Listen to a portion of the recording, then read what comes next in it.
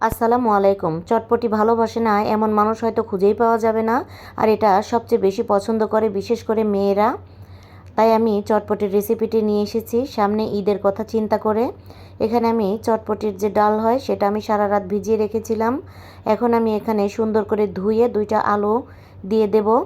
আর এখানে 3 কাপ পরিমাণ পানি দিয়ে সেদ্ধ করতে দেব।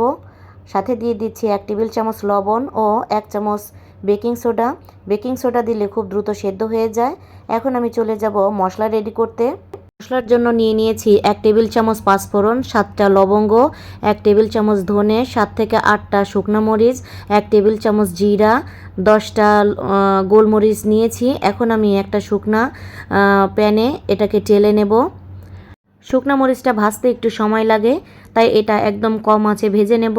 এরপরে আমি সব মশলা একত্রে ভেজে নিচ্ছি। সাথে দিয়ে দিয়েছি 1 চামচ রাঁধুনি মশলা।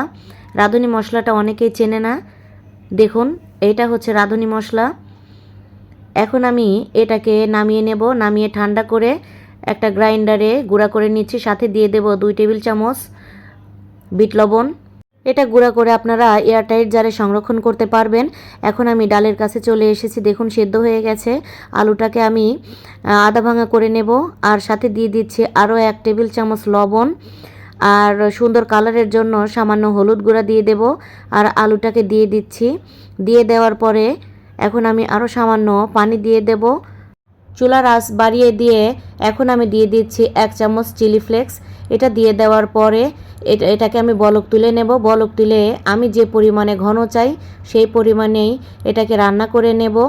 আপনারা যদি বেশি ঘন খেতে চান তাহলে ঘন করে নেবেন। আমি একটু এরকমই পাতলা টাইপ করে নামিয়ে নিচ্ছি। এখন আমি টক রেডি করে নেব।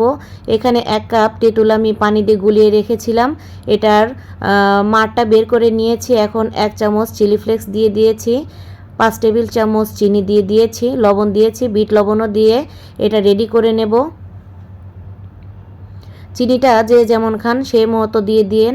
আমি আসলে খুব বেশি টক খেতে পারি না, তাই আমি একটু মিষ্টি মিষ্টি করেছি। এখন আমি পরিবেশন করে দেখাচ্ছি। ডালটা একটা সার্ভিং বলে দিয়ে দিচ্ছি। তারপরে উপরে দিয়ে দেব শসা কুচি।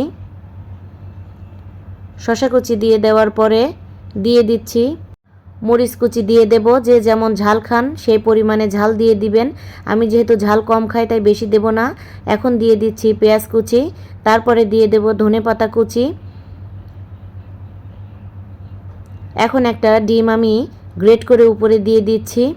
সেদ্ধ ডিম গ্রেট করে দিয়ে দেওয়ার পরে এটার উপরে এখন ফুচকা গুঁড়ো করে দিয়ে দেব।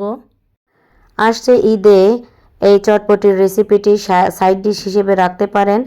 অনেকেই দেখবেন মিষ্টি জাতীয় জিনিস খেতে চায় না, তারা এটা পেলে অনেক খুশি হয়ে খাবে। আমার ভিডিওগুলো যদি ভালো লাগে লাইক কমেন্ট শেয়ার করে দিবেন।